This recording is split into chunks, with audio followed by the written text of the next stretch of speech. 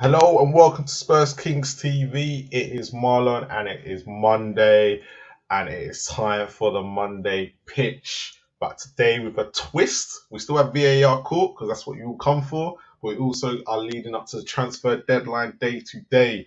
Look, as you can tell, I've got a smile on my face. I'm happy.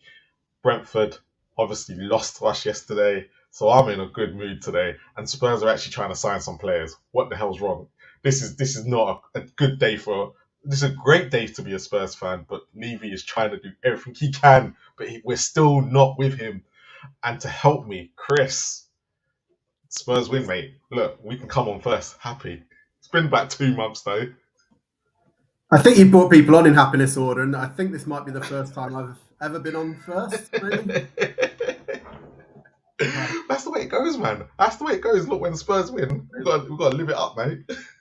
Marlon, I'm going to do something completely off script that I didn't ask you about beforehand. Can I hijack this for 30 seconds and just explain to people what top I'm wearing?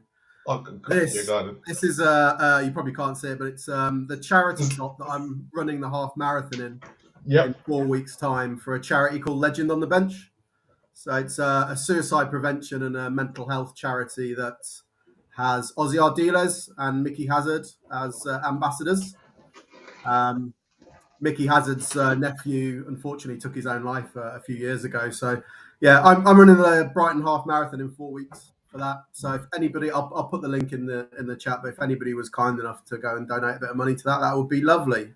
And the link for anyone watching this back, the link will be in the description afterwards. So please go and support Chris while he's doing this. But that's all right, Chris. You can always do that. For something like that, you can always overtake. Thank you. So happiness order. Where do we go next? Because I think this is the first time that I think the other three lost this weekend. Well, one's losing now. But do you know what? Since he's playing now and they're watching, Stocky, you well? Yeah, mate, I'm all good. How are you? Look, I told you I'm happy. It's about time we won a game. I love the way you're looking a bit smart, like Jim White-esque for transfer deadline day. It's transfer deadline day, mate. This is the way we got to do things, mate. Yeah, I like it. I wish I got that memo. Sorry, I missed that, mate. Mate, you have to go all out, mate. We're like, what are you doing on a hoodie? Where's the yellow tie, though? Yeah. At least Chris is wearing something charitable. What are you doing? Oh, the way you've given Chelsea 2 goals tonight, I suppose you're being in a charitable mood, though, aren't you? I didn't. I didn't, Marlon. The referee gave him one of them, but I'm sure you'd have some biased opinion of that shortly. Oh, mate, there's about 2 minutes left, so I'll leave you be for 2 minutes. I'll let you watch the rest of the game before we get into it. I'm part of the fun. We're going to lose. Right, the next person I'm going to bring out, right, is Sink. Now, Sink, you lost to Millwall, mate. Yeah, no, it's not good. Look, this is how the championship goes, mate. It swings and roundabouts, man. You're up, down, roller coaster. 1 minute you feel like you're on top of the world, thinking, yeah, we've hit form. Next thing you're down in the doldrums. You're like, oh my gosh, can't get any worse. But we are what we are, and we'll see what happens next week. But you know what? Look, you're on a Spurs channel. Look, everybody only wants to know about one person, Min Hook. I heard he nearly got off to a banger. So yeah. I mean, he had a little 15-minute cameo. Yeah, I mean, he tried to make something happen, but just wasn't enough. We'd like to see what happens going forward. We can get more minutes, get some starts under his belt, and see what kind of influence he can have in our team. Because I remember when Walker for you now. Yeah, I was thinking that we've loaned you some decent players. Adel Taarabt was on loan originally. Yep, Delta Rat. Remember, we went and watched his first game. yeah, we did. So hopefully he can, follow in the same vein of form and hopefully have a good impact in our team and the rest of our season. Look, for the next few weeks, that's all we want you to watch. Just let us know how he's getting on, because that's all Spurs fans want to know. And Sink, you'll be famous in Korea if you're giving us positive news, mate. Well, hopefully he can get some good performances, so I can get some raving reviews. How comes I weren't asked to review the 2 on loan at Orient? They're doing well. To be fair, they are doing well. Really well. They are doing really well. It doesn't help when Richie Wellens comes out and says, "I'm not going to complain about injuries," like Ange does, though, does it? Kind of breaks down the leg. He got a proper tap on the shoulder after that. He had like a stable release within an hour. Look, I tell you why. Yeah, if the whole Spurs and Levy thing didn't happen, he would have got away with that. He would have completely got away with that. But the PR at the club at the moment is just falling. So, but yeah. But you know what? The biggest disappointment this weekend was the man that we were going, maybe his team kind of need to move forward. And they went and lost to Fulham at home, of all teams. Mitch, what's going on? Hey, these things happen. These things happen. I don't know why I've come on last time. I'm the only team in the top half of the table. What's going on? I got cup semi-final on Wednesday night. What are you man playing at? I tell you now, if you lose that cup final, semi-final on Wednesday, you're coming on last every week. Right, sort of standard. Right, you dare lose that game, man. Dare lose that game. Nah. We'll be all right. Don't worry about that. We got your back on this one. We're all counting on you, mate. Everyone's counting on you, mate. Do you know what? Let's quickly talk about it. I'm going to go off script quickly. Let's quickly talk about that game. The reason why I want to talk about that game is what did everybody make of Arsenal's behaviour yesterday, player-wise, not fans, player-wise, during that game? Mitch, let's start with you. I really wanted to come on and be positive, but you've gone for player behaviour and stuff like that. Look, I'm going to start off and say it was a great performance. Man City weren't great, but Arsenal put in a fantastic performance. Their young lads stepped up as well. But this whole stay humble thing that they're running with, that they think is a win for them, is actually proving Haaland right for me. Like, know your role. Man City have just done the 4P and they're telling them to stay humble. You've won nothing. Wait till you win something and then talk. Don't start mocking the team that have dominated English football for the last however many years. Do you think the only man that actually deserved to be in anyone's face, for me, I'm just looking at it, was probably Gabriel. Apart from that. Yeah, Gabriel and Haaland, they've got their little thing going on. He can get in Haaland's face. I get that. Haaland's still got his goal though, to be fair. But the stadium announcer playing humble and stuff like that, it's just a bit pathetic for me. You've won one game. Man City have fallen off, who have beat you to the league for the last few years, and you're still not going to win the league. Like, relax yourself. Chris? Yeah, they're just... I'll be honest, modern football generally, I think most teams and most sets of supporters and most players and managers just lack class compared to years ago when it was a little bit more respectful, a bit more spoiled. I guess that's what a lot of money does. You know, it makes people just worry about winning at all costs. But yeah, it's poor. I don't think it. I think the tone's often set by the manager, right, as well. And I'm not knocking his ability. Yeah, exactly. I'm not knocking his ability, but he's a pretty odious kind of guy, right? He's not likable. If he's one of those guys, right? If he's your manager, probably you love him, but he sets the tone. He moans at everything. I don't think he has any class, so he kind of facilitates that across the team, right?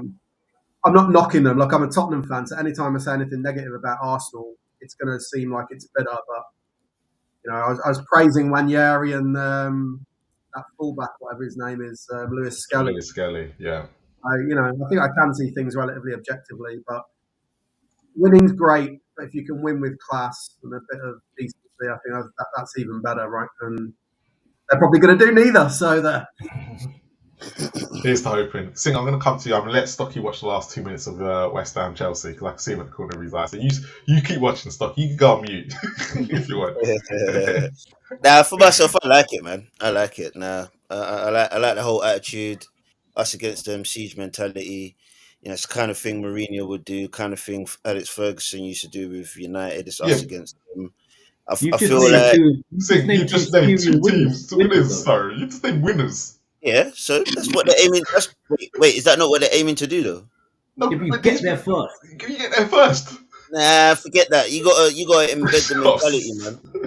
Nah, you gotta embed the mentality. I thought I liked it, and plus, on top of it, Man City are a bunch of cheaters anyway, so they deserve it. On top of that, about stay humble. How about you stick to the rules and do what everyone else is doing and see how much you would dominate English football. But on top of that, I just like the fact that Lewis Skelly, Wait, what rules have they broken? What rules have they broken? What ones have they been charged for? The Premier League is scrambling around to try and charge them because they messed up. There's 115 of them apparently, so they Yeah, must but have broken one of them. They're not completely clean. yeah, Right? but There's 115 of these charges. not if right? Forest cheated. Leicester There's cheated. no smoke without fire, right? Everybody's cheated, Sink. What's that? Everybody's cheated. All right, then. Everybody's cheated. Everybody's cheated. But they're the only ones with 115 charges. Yeah, but they can't get them on all of them. All right. Are you their defense lawyer? Mate, the defense lawyer's got out. Why he's dressed up? He's been in court all day. Trust me, their defense lawyer's got. But either way, Arsenal always got this reputation of having a soft touch as of recent years. But no, I like this, man. I like this kind of side of Arsenal. Reminds me a bit of the old school, little bit of George Graham days where, those same old Arsenal 1-0 to getting back to, being defensively sound. I like it. I like that little bit of spiciness, a little bit of spikiness in between rival teams. Makes it a little bit more interesting, like Keane and Vieira days, down the tunnel, stuff like that. Love it. Yeah, but Keane and Vieira winners. It doesn't matter. It doesn't matter. Winners. That's what they're aiming to do. What you think they should just bow and quiver? Nah, man. No, man. Nah, man. Humble until you win something. Nah, you can't. Look, listen. If anyone in the previous time went and spoke to a manager like that, it wouldn't happen. You don't speak to a manager like that. You talk about be humble, That's some respect. I love the fact they played Kendrick Lamar, and Kendrick Lamar's a big. Yeah, no, that was a great touch. That was a great touch. That was Just stay humble. And you got pumped 5-1 as well. Stay humble. Stay humble. Mate, I'll stick with my Champions Leagues and my 4 winners medals though. Stocky. Yeah, do you know what? I don't mind the players giving it the big, and especially Gabriel Haaland. That's going to keep me entertained for many years. To be fair, Gabriel and Haaland, I give Gabriel every bit because what Haaland did to him in 2-2, I give it to him. Absolutely. He's got a quiver. He's got to bow down and say, "Sorry, Haaland, I was in the way." That's what. No. It's when you get players like Lewis Skelly. What is Gabriel won? Gabriel ain't won nothing. He's got to bow down and quiver. No, there's a difference. There's a big difference. Nah, man. What, getting a ball thrown in your head? Come on. Haaland should not have done that day. Like, I'm not sitting there. And his teammates have got to back him up as well, no? Anyway. Go on. Yeah. I don't mind him giving it the big one, but what goes around comes around. If you give it the big one and you don't have no pots at the end of the season, then everyone's going to remind you about it. It's the way it goes. No, but if they don't win, so basically what you're saying, Stocky, they got to win it now. That by their behaviour yesterday, they have to win it. No. Players, the club and everything else they do, they have to win it. I mean, it could, fingers crossed, they'll get close and they'll get the celebration boards like they had the other year, and someone get a pitch for them in the car park, so they'll never use them. That's the kind of when things come around. Stay home. Yeah, but then they also not need to cry when it goes the other way, because they're the first ones to cry. But if they want to give it, they've got to take it. Referees against us. Yeah. And this is why everybody's against them. Yeah. It's a 2 against 2. Strange. Anyway, let's get on to VAR call, because you know what? That's the beginning part. So let's get straight into it. And you know what? For the first time ever, we're going to go Monday Night Football. Okay. So, Mitchie, did he touch it? Well, I haven't watched the game, so I'm not sure. I can't really see. Wait, so what's the guy's name? Gay? I can't remember his name. Is that Gui or whatever his name is? And then it dropped to Cucurella, and Cucurella puts it in. No, Cucurella then plays the ball back, which falls to Sancho. Sancho takes a shot, hits a West Ham player, and then goes to Neto, puts it in the net. But when this ball was played across, they were trying to determine whether it touched his hair or not. It looks like it touches him. Would you say it was? By looking at that picture, because that's all they saw, by the way, would you say that's conclusive evidence that he's touched the ball? Well, Or would you say it's 50-50? I'd have to watch the actual video, because if the ball changes, if the spin of the ball changes, it's touched him. No, doesn't change. Then it ain't touched him. Then if the spin of the ball stays exactly the same, it ain't touched him. Sink, have you seen it? Yeah, I saw it. Go on. Again, you couldn't see any definitive touch. There was angles where it looked like it may have grazed or, you know, touched his hair or whatnot, but there was no real, from what I could see, from my eyesight, I couldn't see any definitive touch. Were they right to give the goal? Pardon? Were they right to give the goal then? Yeah, in terms of that aspect of it. Stocky. It obviously went against you. You're looking at totally the wrong bit, because there's no conclusive evidence that he touched it. So as far as that's concerned, it's a goal. It's the foul on Bowen in the build-up that's why it should be disallowed. I mean, it's a blatant foul all day long. You can't just shove someone in the middle of the pitch when they're going to shut down the keeper. But I noticed you didn't get a picture of that. That's courageous. But with the ones you've shown, no, you can't rule it out for that. What are you having a go at me for? No. Just look, we literally were in the back studio when this all happened. Okay. What do you want from me? But in all seriousness, apart from that part, would you have given the goal? Oh yeah, situation. Yeah, definitely. I would have definitely given that goal if it was not for the blatant foul. Correct. Okay, Chris, I know you haven't seen it. However, my gripe with it. I've just seen the Bowen bit, actually. Yeah. So my gripe with it is not the foul; it's how long they took. And the reason why I'm going to say how long they took is because if it wasn't clear and obvious within the first 30 seconds, which it wasn't, and they tried every little angle, they should just gone give the goal. They took way too long. There was no concrete evidence, and you can clearly see. I assume that he wasn't flagged offside on the field, right? I assume that the goal was given. Yeah. The goal was given. Because if he was flagged offside, I'd probably argue the other way is true as well, that there's no definitive evidence that he hasn't touched it. You can't be sure either way, right? I think. Yep. So I think you just got to stick with the on-field decision. But yeah, if you're the guy under that pressure in the room in Stockley Park, you're under pressure to do it quickly, but you're also you don't want to be the guy that rushes it. And then like 30 seconds later, there's another angle that shows that, oh no, he did touch it. And then you look like an idiot, right? It's one of those, but I'd rather, if the choice is rush it out and there might be a risk of it being wrong or take another minute, I'd rather they took another minute. But yeah, you're always going to get the ones like this that are really, really hard to work out. And this is what people don't like in the game, right? It's almost a forensic analysis of like, has it just fractionally brushed his head? But yeah, I'm not in favour of a time limit, like 30 seconds, for example, because the one time you do that and then the definitive frame comes up after 31 seconds, they'd be crucified for that as well. So I get your point. I'm not saying it didn't. I don't know how long it took, but it took about 3 or 4 minutes, I think, in the end. And that's not good, is it? No, and that was the key thing. Like when you saw it, all of us went, "There's no." Look, it didn't matter which way they gave it. Like you said, if it had been given offside, there's no concrete evidence. It's not a clear and obvious error, and that's the bit they need to clear up for me. Is to go, it's not clear. No one can see it. Just give. No one's going to moan at them. Yeah, well, for this, just slightly interject. Moaning. For the offsides, they're clear and obvious sort of.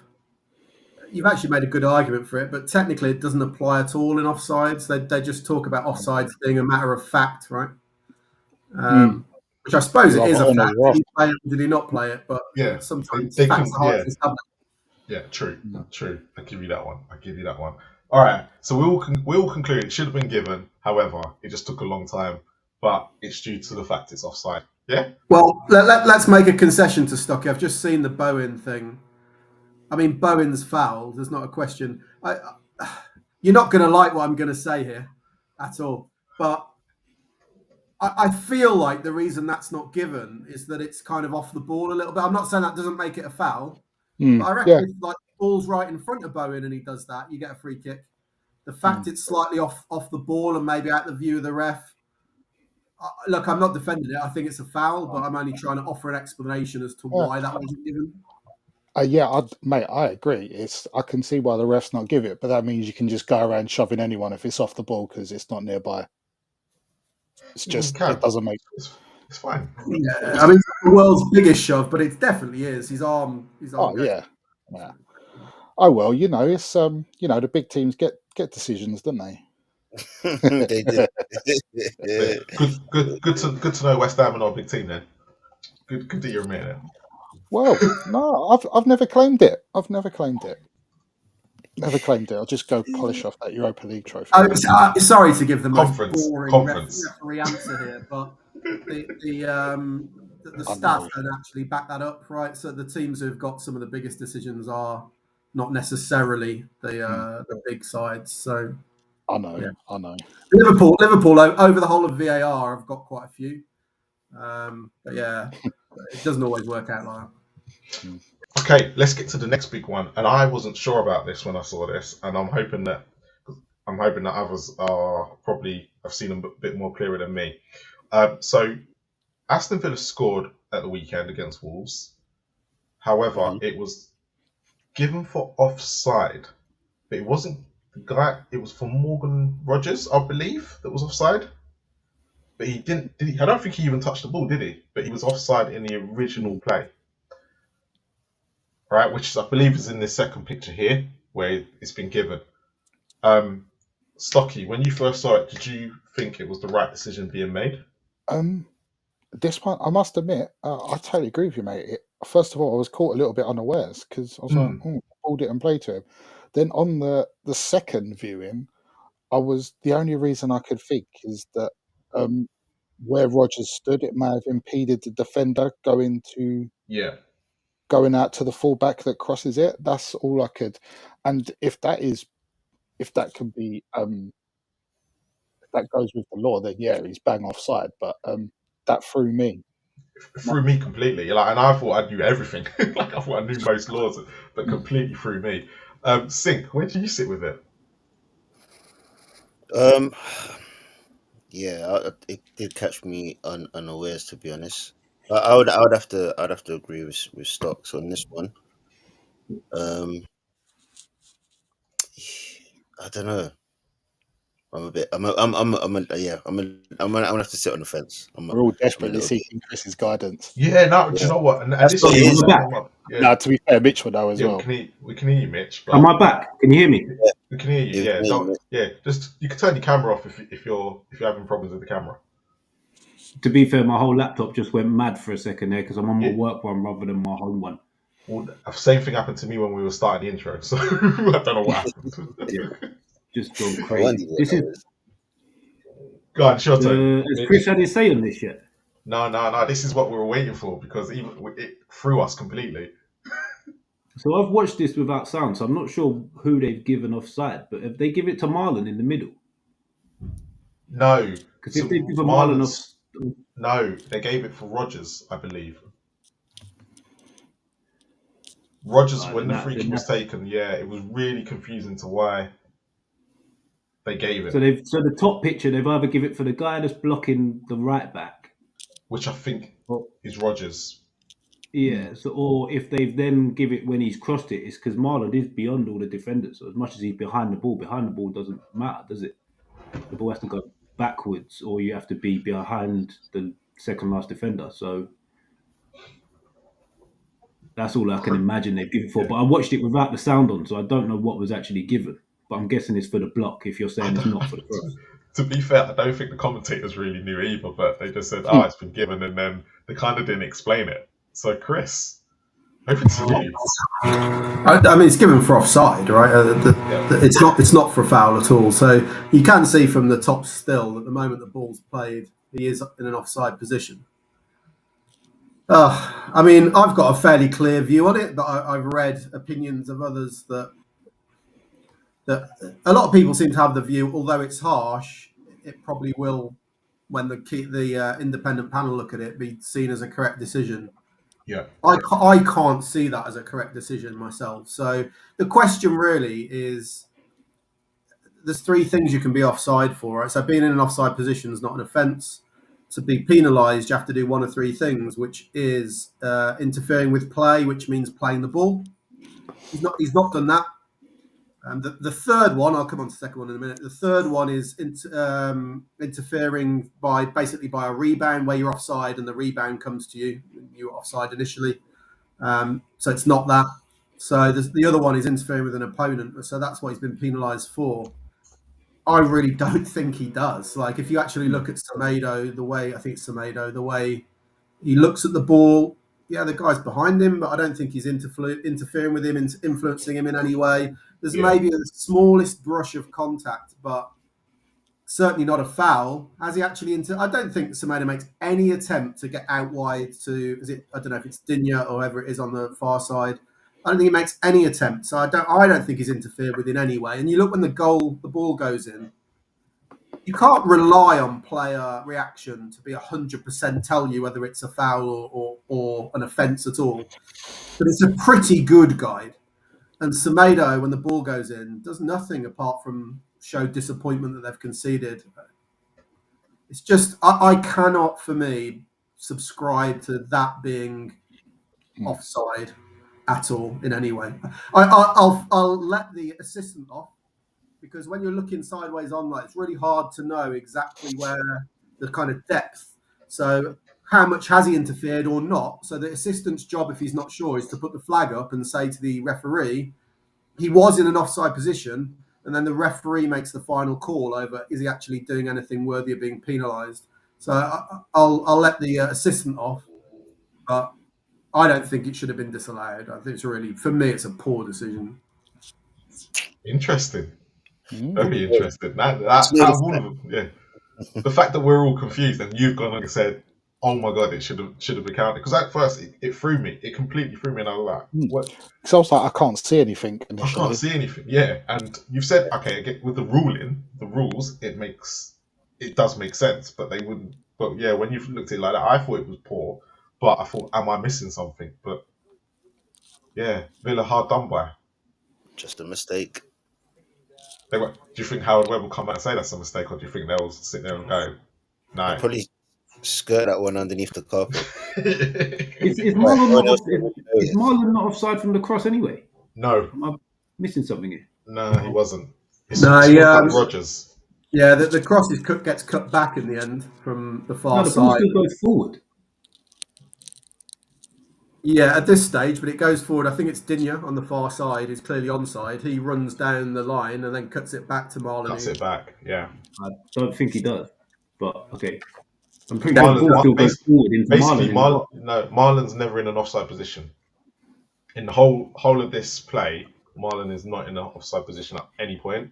The person that's in the offside position is Morgan Rogers throughout. Okay. Well, until he comes back onside, but he's the person that they've penalised.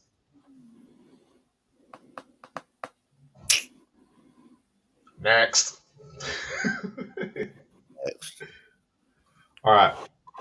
This one caused a bit of stir because a lot of Arsenal fans said it should never have been a penalty. A lot of people said, Bournemouth fans at the stadium said it shouldn't have been a penalty.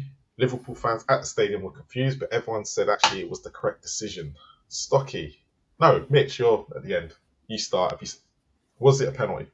Yeah, I've watched this I put my YouTube on 0.25 speed and everything. Where's the foul? It looks to me like he just trips himself up. I cannot see the contact between. I can't see where Cook makes any contact. He's running behind him, and then Gakpo trips himself up. I can't see it.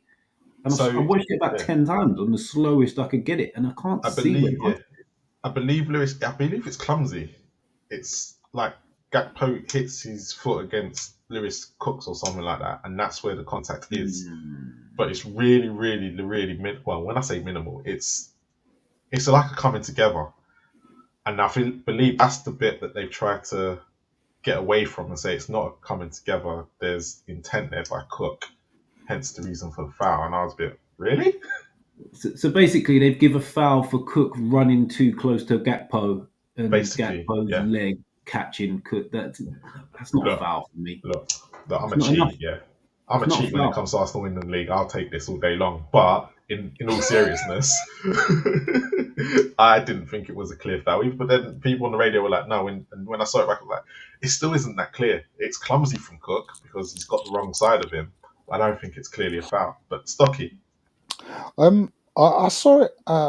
Well, when you say it was clumsy from Cook, so initially in the build-up, basically Gakpo's just quicker than him, and they're running shoulder to shoulder. And what he's done, he's slowed down to try and get goal side of him, and it's the minimalist of touches. Like it's very minimal, yeah. He's just not as quick, so he's tried stopping to get round onto goal side, and it's given as a penalty.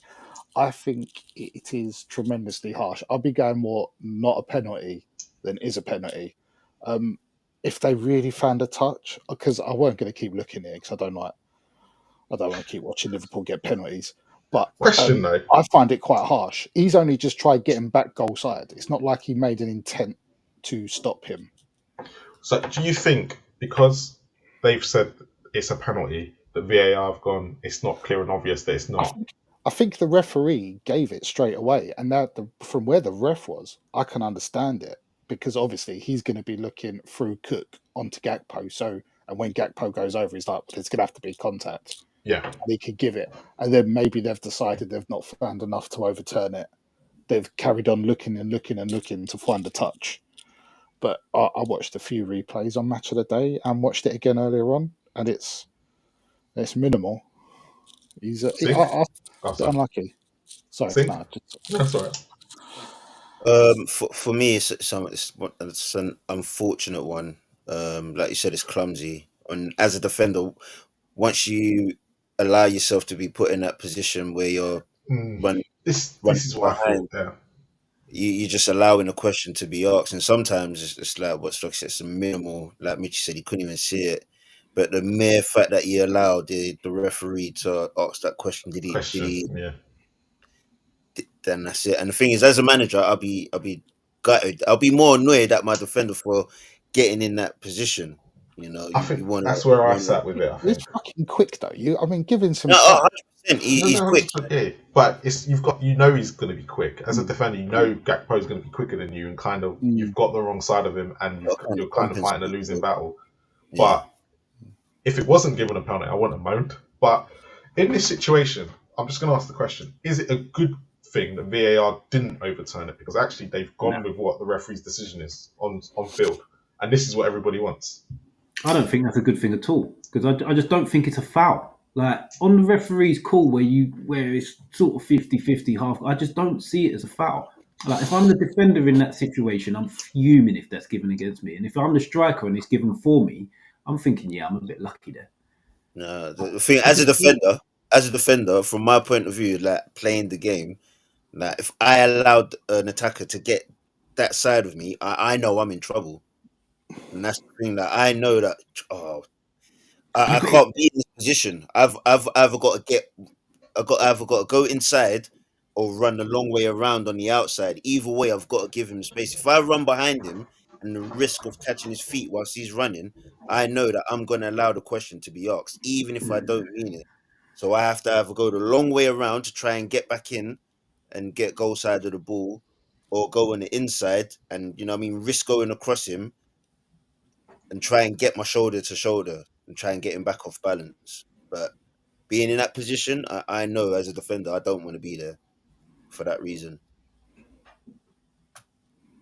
Chris, explain to us. Yeah, I mean, the first angle I saw was a sideways on, and I first saw it, I thought it was the most outrageous decision because all you see is Gakpo kind of tripping himself up.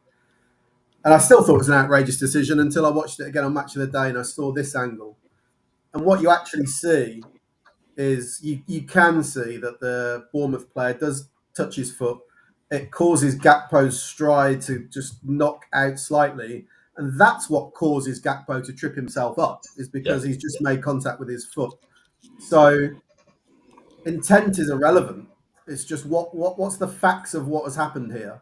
And Gakpo's running with the ball. He's entitled to do that. He's got the ball there. He's entitled to run unimpeded, right? And if the guy, whether the guy behind means to do it or not, if you bring him down, it's gonna be a foul. So when I saw it again, I've now flipped from 100% outrageous to it's 100% a penalty for me. It might not be a massive amount of contact, but players who are at this level of athleticism, it doesn't take much to knock a player and make them fall over. Gakpo's got the ball. He's got the right to do that without being taken to the ground. And everything Sink just said, 100% I support, which is the onus is on the defender here not to make contact with the forward, because if you do, it's going to be a foul. It's as simple as that. However, on the VAR aspect, I think what you said, Marlon's spot on about VAR not overruling it. I don't think that there's any. I don't think they've overruled it the other way either. Yeah, that's what I thought. Yeah. Is the clear and obvious evidence that there's an error, that there isn't? And I think we do have to ask ourselves, what do we want from the game? Do we want the referee to referee it, or do we just want the referee not to bother and every single decision to be looked at by VAR to the nth degree? Going back to what we were saying for the last one, it took too long. Like, you could spend ages looking at this, trying to forensically decide, is there enough contact? At the end of the day, look at it and go, there's some contact there.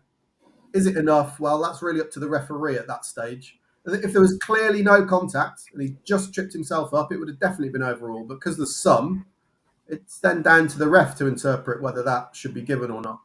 So I don't think there's enough to overrule it. I think it's a penalty. I didn't originally react like every single. The amount of times I'm in stadiums and think, what on earth is that decision? And you go and watch it on TV and you go, oh yeah, I didn't realise that happened. So yeah, I thought it was outrageous, but in the end, no, I think it's a penalty. Yeah. Mitchie's still there. Yeah, no, I'm still here. I still don't think it's a penalty. I don't think it's a foul. I'm sorry, but if I'm Gakpo in that situation, I'm not going down. I'm just going for him scoring. I don't care. I don't think there was a choice for Gakpo, right? He's got to sort his feet out, but I'm not having it. It's not foul.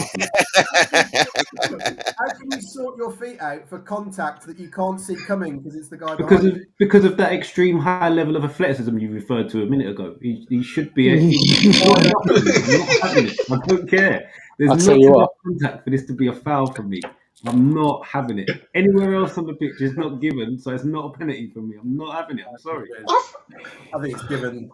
I think it's given. Yeah, I think it will be given if it's outside the box. Yeah, I think that would be given at a halfway line. Yeah. They'll probably say it's coming together. Well, then in theory, then Gakpo's. This is for me. If it's a foul, why is Cook not walking? Because it's not clear. Is this not a clear goal scoring opportunity? And he doesn't try and play penalty. It's a penalty. He doesn't try and play the ball. He's not making an attempt to play the ball, so therefore he can then be sent off. Yeah, it's a good point, but I think that would be viewed with some sympathy in the sense of it's an accidental contact, right? So if it's a deliberate foul with no attempt to play the ball, like pulling his shirt, he might well have walked. Because it's an accidental foul, it's probably be viewed with some sympathy. But it's a good point, actually. I hadn't actually considered that. I'd have to view it again to see exactly where the ball was and that, whether it was. I don't know if he got a yellow card for it. I imagine he probably did. He did. So then that would have been seen as enough for the ref then. I think the ref would have probably seen it as accidental contact. I think he did, yeah. I don't. Yeah, I was just like, do you know what? As long as Arsenal are losing, losing the title, I don't care. So I'm sorry. Look, I'm loving the honesty, Marlon. I'm loving the honesty. Saka's potatoes, I am petty, and you'd be exactly the same. He's going to tell you to be humble, mate. Yeah, he's going to be humble. Stay humble. Oh, mate. Anyway, let's go to the last one that caused a lot of stir in the group earlier when I put this in. Why is this not a foul, people? Tell me why this is a foul. This is given outside the box. Pushes him in the back. Why is it not given? I'll just step in straight away. If he's pushed him in the back, it's a foul. It's a foul. He's not tried to play the ball. He's got two arms in the back. He's pushed him off balance, impeded him. It's a pen. Oh, I see. Where were you defending me earlier? Stocky? Are we actually doing this? Yeah, we're doing this. We're doing this now. Okay. Six agreed with me, by the way. Penalty. Well, I watched this game live, and then you mentioned it earlier on, and I had to sit there and think. He went. Did it happen? But first of all, I didn't recognise the players' names. So when he stipulated who they played for, let me explain. He spent to a people why I lot brought of this time up. falling over. He was very technically good, but very lightweight. I was there. Over quite a bit. I was there, right? So when I saw it, I was like, "That could be a penalty. If that's anywhere else on the pitch, it's got to give it." However, I can see why it weren't given, and I do kind of agree with you. He should be a lot stronger in that position, and he was kind of falling down when he was running because he's a young kid. Yeah. I'll shut up, you. No, I was just saying he was a bit lightweight, and he was like that through the game. I ain't like saying he's a poor player, but he definitely needs to work out a bit. But yeah, it was minimal contact. But then again, obviously, minimal contact. If you're running in the area, as soon as you're touched, it's a penalty, whether or not it's intentional or not, according to the last one. So, this is why I brought this up. Now, I'm glad you said that, Mitchie. If he's still there, where's he gone? No, I can't even hear him now. Oh no, he's there. I can hear him. Can you? Yeah, I can hear him. I got him, Mitch, because I can't hear him.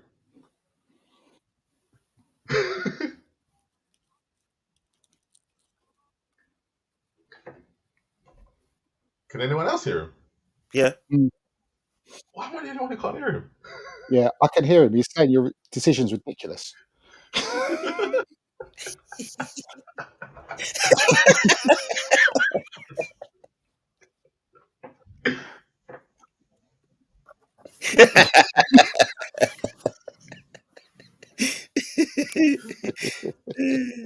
love it. This is turning into the comedy hour. I'm quite enjoying it. Of course, we've got what, half an hour of transfer window left. Wrapping up our VAR bit. Chris. Yeah, it's not a penalty for me. Chris. Why are you talking? No, I don't even want to. Is this? Can you hear me, Marlon? Can you hear me? Sort of. Within a game, like there's a certain level of physical contact that's expected by the players, right? And you've got to referee the game in accordance to that. And I think if we started giving free kicks for this level of contact, we'd be giving them for everything. So I'm going to tell you a very little story because it's will tell you slightly how low a level I refereed at. But I remember the level I sort of semi-pro I used to referee at, they'd want free kicks for any sort of contact, right? And that was the level that was accepted within the game. So I was kind of used to any contact, free kick. And I remember once getting asked to referee, I think I mentioned this before, I'll drop the same attempt at impressing people again. I got asked to referee a reserve game at Spurs once, Tottenham against West Ham, actually. And the first half, I really struggled because I was refereeing it to my level. So bit of contact, I was giving it. And then I went off at half time and Jake Livermore was the captain, came up to me and said, can you not give so much? And I realised in the first half that the players weren't very happy with me. So I rang my referee coach at the time, who was a Football League ref, and I said, what's going on? Why am I struggling so much? And he said, look, these are professional players. They know, they accept a certain level of contact, right? So when they're smacking into each other, just let it go. Like they will let you know really when you've reached the level that's not acceptable for them.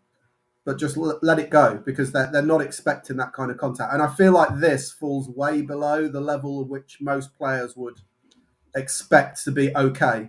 So you start giving this, I just feel like the game's going to be stop-start every 2 seconds. Of course, Mikey Moore probably weighs about 6 stone wringing wet, so he probably is going to go down a little bit easier. But that still makes it look a lot worse. If you watch the video, yeah, I know.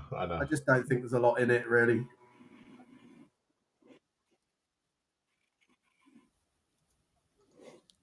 I heard you that time.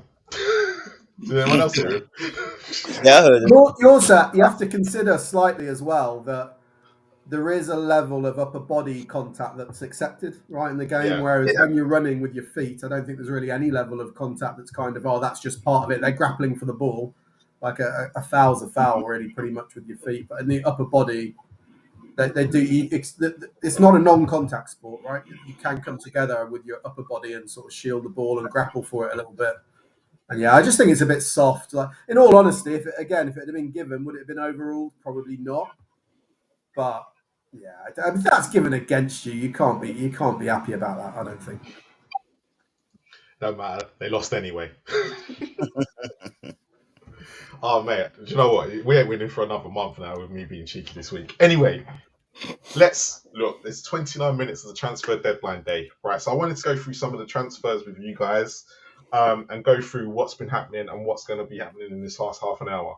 So first of all, the one I really want to talk about with everybody is Marcus Rashford going to Aston Villa. Is this a good move for him? And this was confirmed late last night.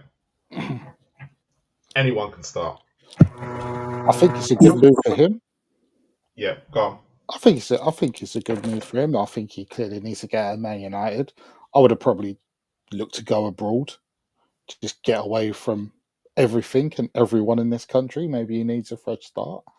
But funny enough, he's leaving Man United. He might get some Champions League football this year. Oh, that was a dig that I didn't mean That to. was a I'll dig. take it. That was I'll a dig. take it. I'll take that all day long. Marcus it's Rashford good going for- up in the world. Yeah, yeah. Do you know what? I hope he does all right. Do you think Emery will get the best out of him? Because obviously he is there to replace Duran, who's gone out. Well, that's And the Duran's thing. had a good half of a season. He's been rescuing Villa on many occasions.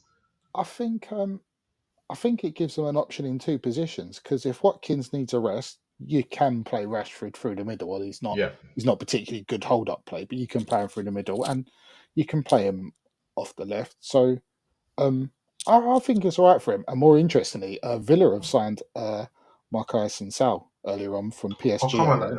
Hold on. We're going to get to all that. Come on. That's the exciting one. Fuck Rashford. Asensio. So yeah, come to you on the Rashford thing. And obviously, he's now mentioned Asensio. So Villa have signed two decent players in this window. Is this Villa trying to cement and get back into the top four? And do you think Rashford can produce the goods he produced, not last year, but the year before? I don't know about Rashford. He's a bit hit and miss. Is this a good move for Rashford, or is this a good move for Villa? I think it's probably more of a good move for Rashford. For Villa, I don't think he will hit the heights that people expect him to hit. Maybe if they stick him out on the left and let him play there, yeah. But you put him in the middle. Is he gonna have the right attitude? Is he gonna start sulking? He said he wanted a new challenge to go abroad, but you don't want to give up none of that big paycheck that he's getting to go and do something abroad. He's got his way. He's got Champions League football. He's got Premier League football. We'll see. I'm not sure about Rashford. He's a bit bad attitude. As soon as things aren't working out, if Emery pulls him up on something, is he going to take it the right way? Is he going to start sulking? There's been some bad stuff coming up about him the last couple of days, isn't there? Yeah. But is could that be that Man United are trying to throw him under the bus? Because they said the same about Sancho. Sancho's gone off to Chelsea and Dortmund's been okay. Anthony's obviously gone off to Betis now. Well, Is it just Man United players are not stepping up? I think it's a little bit of that, but someone did say it's not like Amorim's the first person to complain about him. Like, repeated managers have had. You can't have three managers come in complaining about your conduct, and then you know what I mean. And this is the thing: he's the highest paid player at United, so he should be one of the players that is cultivating the right culture, the right attitude amongst the players in the team. Him and Fernandes should be making sure standards are held to as high as possible. But he's not done that. He just thinks about himself and his paycheck. So as far as I'm concerned, I can see him doing as well as Sterling doing at Arsenal. If I'll be honest with you. Wow, that is a bold statement, Chris. I like it. Yeah, I mean, I was amused that you said Villa had signed two good players, because I think that probably tells everybody what you think of Axel Disasi, who's signed for them as well, right? Has he signed for them now? Has he gone on to them yet? Yeah, when did that happen? Yeah, that's done. Last couple of hours. It is done. But anyway, because I've missed the last hour or so. Yeah, I think Spurs have got away with one there because he's not very good. But anyway, Rashford, I think it's a good move. I mean, most importantly, he's got to get out of United, right? He's not going to play. Your manager's just said he'd rather put the 60-year-old goalkeeper coach on the bench than you. I mean, what's he going to do? He's got to play. Whether it works out or not, who knows? But if there's any chance for Villa of getting that player from, it's a while ago now, isn't it? Like, was it 2 or 3 years ago? And he was absolutely ripped it up for a while. Like, he was unplayable. If you can get him back anywhere near that, he is a frightening player. But I tell you what, though, he's given me slightly Dele Alli vibes in terms of up here, dropping off. Like, is that just it now? Is he done forever? Like, is he ever going to get back there? I don't know, but I think it's a good move. He's got to get out and he's got to play, and good luck to him. Except for Sunday. So go ahead again. Yes. I can't hear him again.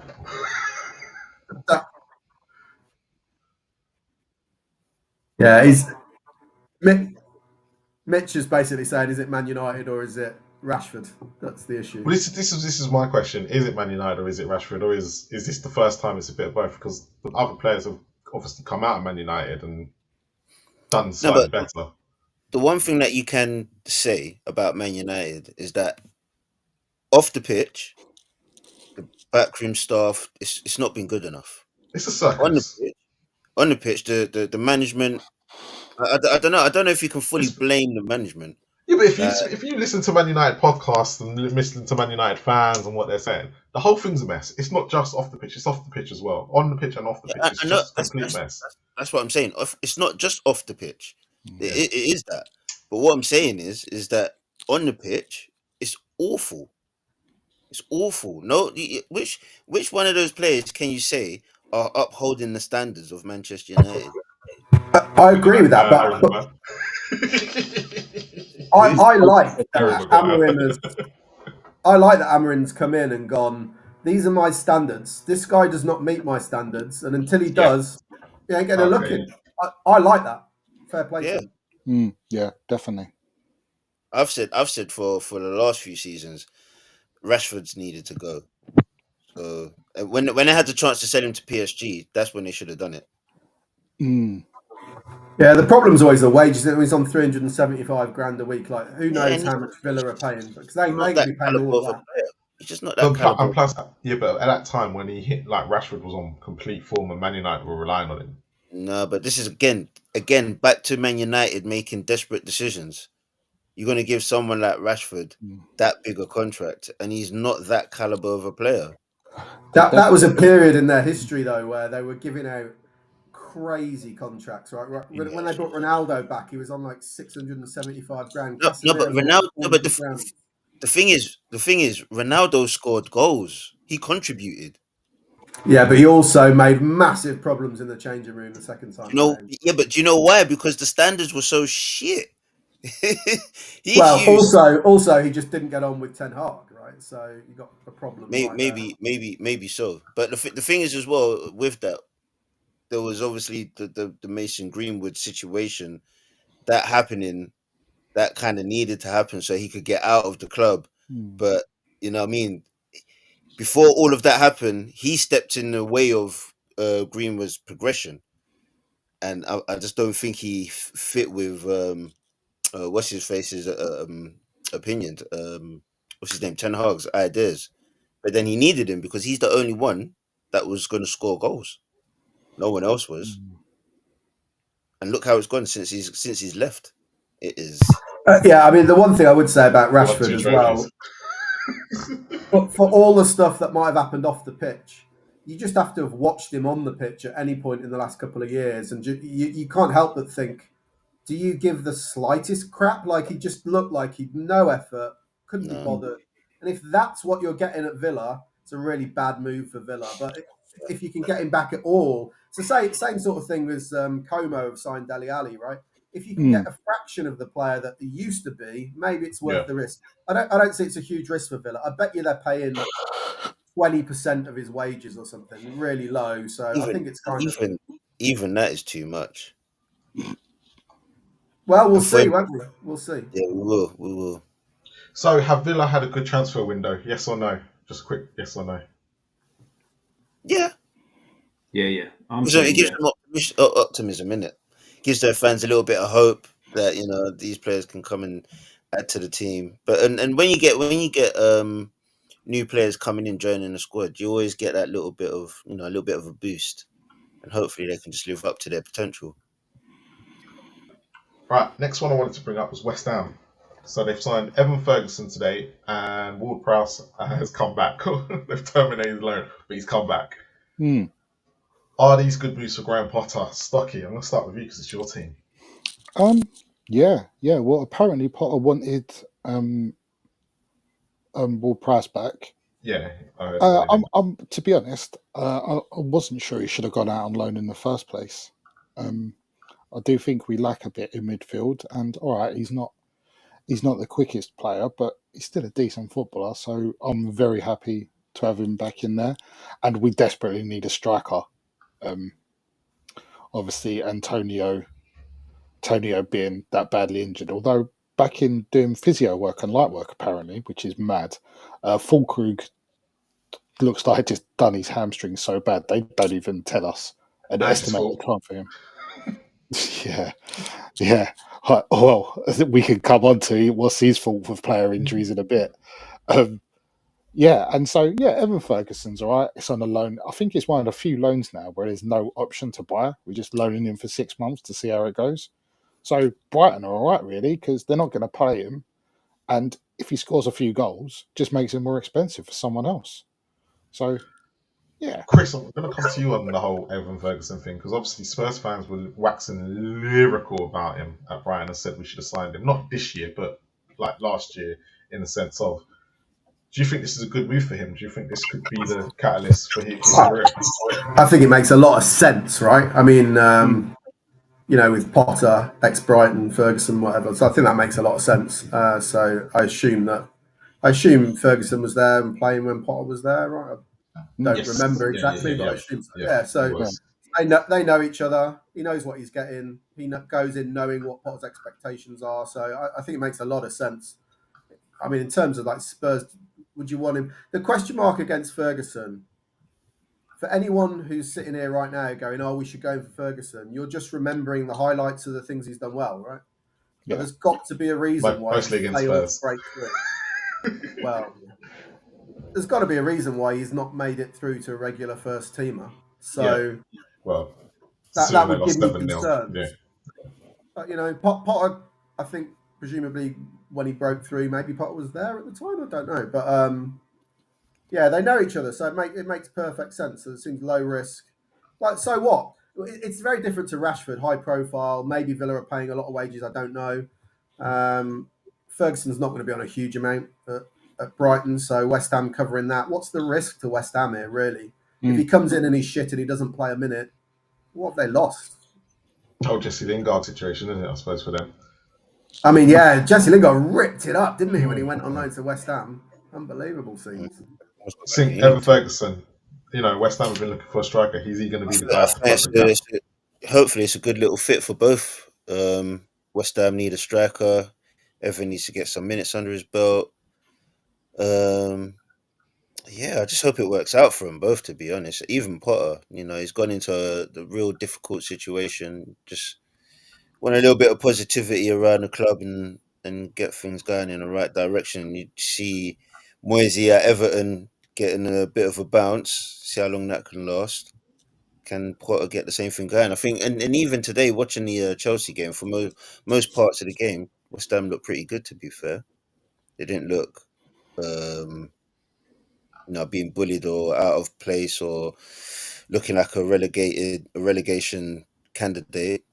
They're putting a good performance, really, to be fair. Just need a few extra players to support Bowen and get them going. Get that attack going, scoring some goals. Mitch, Ferguson, good deal for West Ham? This is one that I think is good for Ferguson, good for Brighton. Not 100% sure how West Ham are going to benefit from it, to be honest, because he hasn't played. So he's going to have to try and get fit and up to speed, all in time for the summer to come and then go back to Brighton. Like, if there was an option on it, maybe, but as just a loan, as it stands, coming in at the end of Jan, beginning of Feb, without playing any game time beforehand, seems a bit of a weird one for me if you want him to play from the off. Just with that, I just feel like they're both, or West Ham is in a desperate situation. I think having lost Fulkrug and Antonio, the situations that they've lost them to, I think they just need to get someone in. Needed a body or I someone get who that, can but play you up need top. someone that's going to actually sort of help in some kind of way, and it's a bit too much of an unknown. It's like you're Would going to you get rather a guy bring fit on against Ing Brighton. or Ferguson?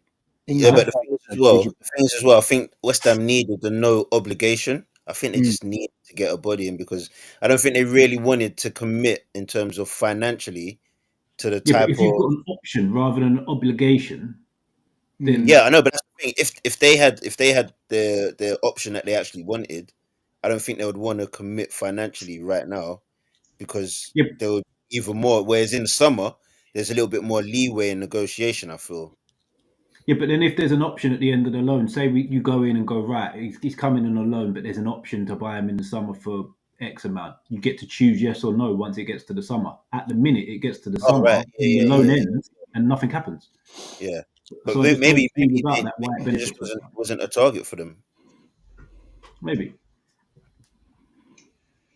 Okay, quickly before we talk about Spurs, I want to talk about Manchester City quickly. So obviously Manchester City have signed 3 players so far, spent 210 million, and I believe they're about to sign a 4th, or have signed a 4th, in Nico Gonzalez, who's a DM.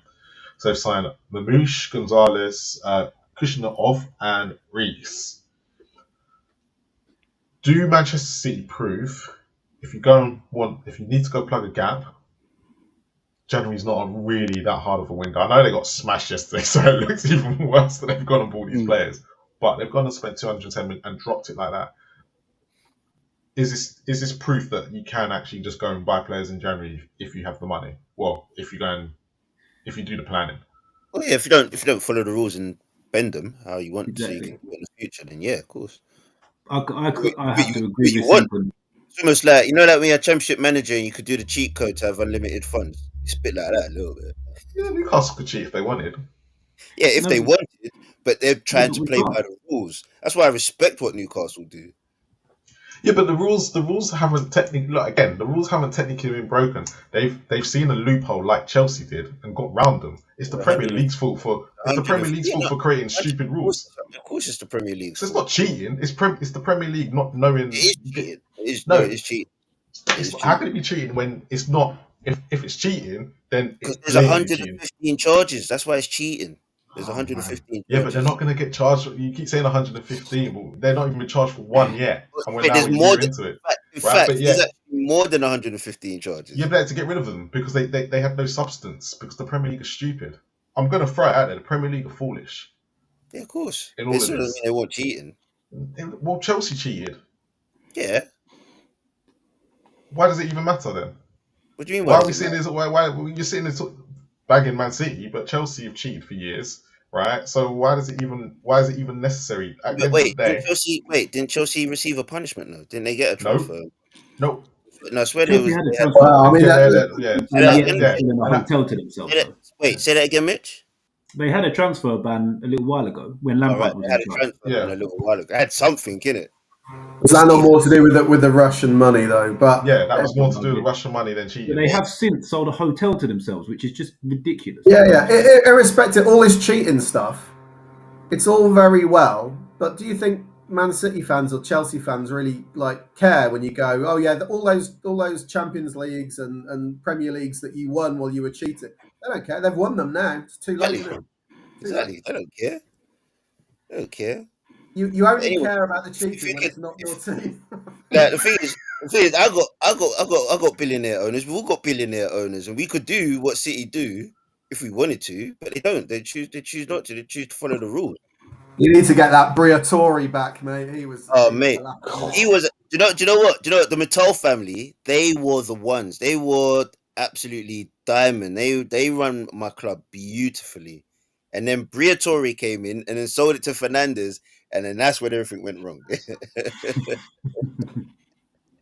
And we had billionaires and billionaires and billionaires, but they still didn't do what City did. I tell you what, though, and back to the question. In fact, we did, and we got a transfer embargo for the Championship. He tried to write off 60 million. Back to the question about City.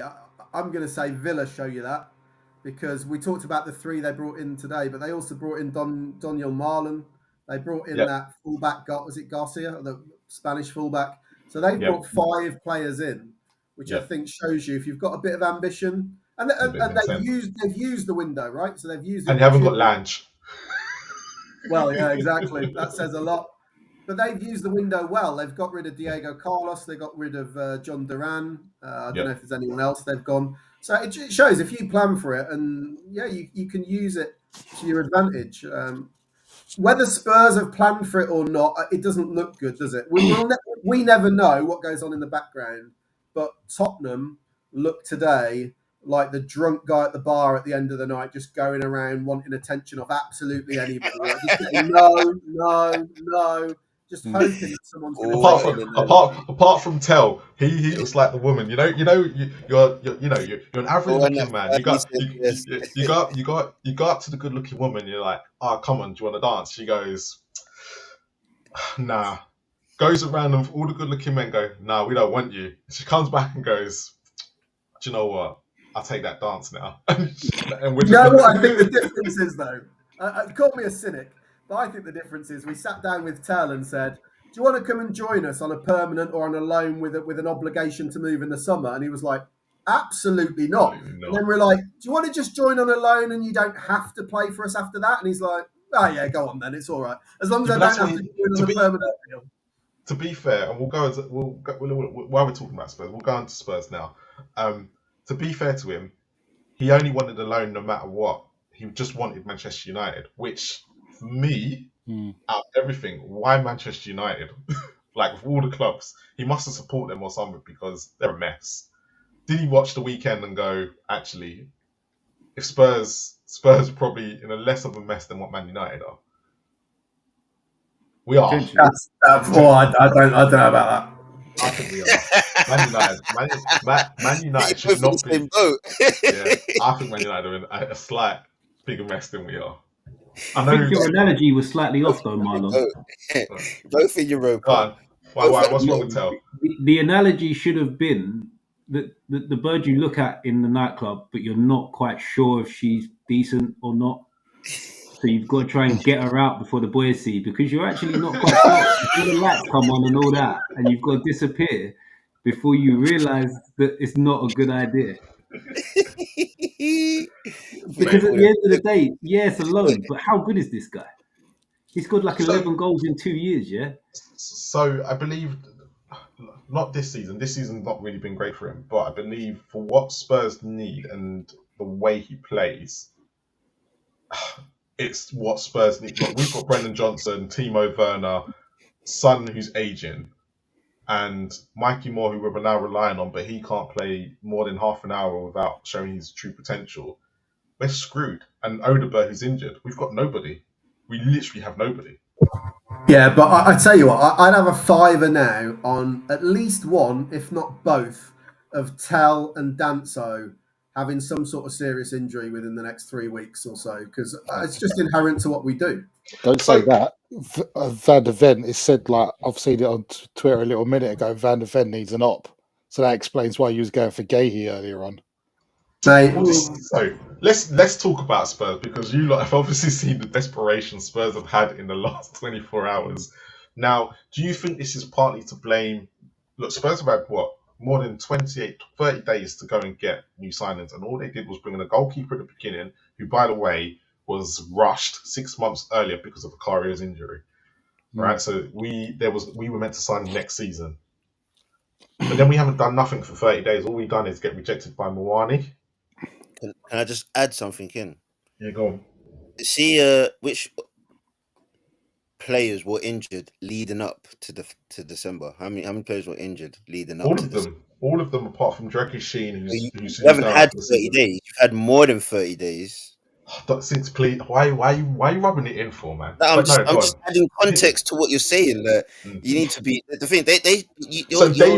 So Davis and because only Ben Davis has come back. Ben Davis and I forgot who the other injury was, happened in early December. So we've had, basically since December, all of this 11 that we've been moaning about, they've had to play every game. And Udogie got injured around that time as well. We've had the whole of December to plan, and we're now scrambling around on the last day of the window trying to look for, okay, I'm going to throw this out there. This is what Spurs are looking for with defenders. Big, black and fast, because that's all we're being linked with. Right? So that's what, the data's showing them, that's what they've been linked with. And then they've gone for Tell. So is Usain Bolt available? Basically, yeah. That was going to be the last resort at this point.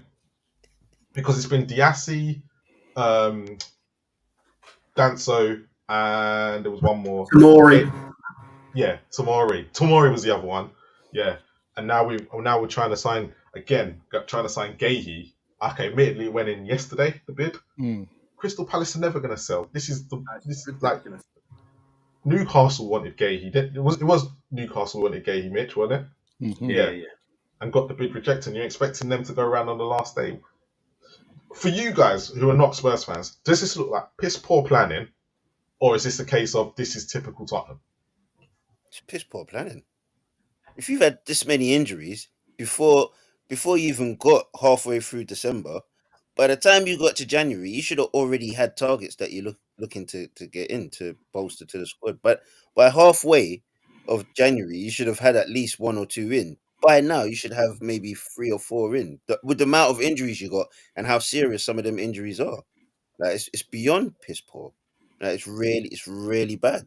Like, what have you been doing all of December? Like, what has your sporting director been doing, or that person in that position, all of December? Like, all of November, really? Like, what are you doing?